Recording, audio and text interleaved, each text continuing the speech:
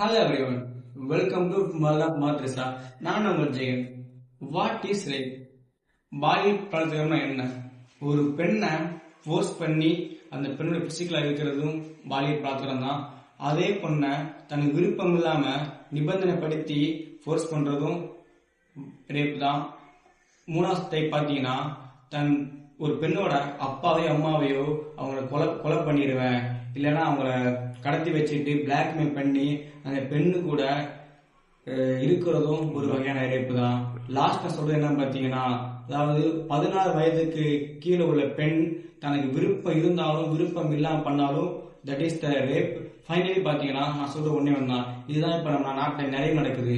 பெண்களை திருமணம் பண்ணிக்கிறேன், அதாவது சொல்ல போனா மேரேஜ் பண்ணிக்கிறேன்னு சொல்லிட்டு பிசிக்கலா இருந்துட்டு அவங்க கடைசியில ஏமாத்துறதும் ஒரு வகையான ரேப்பு தான்.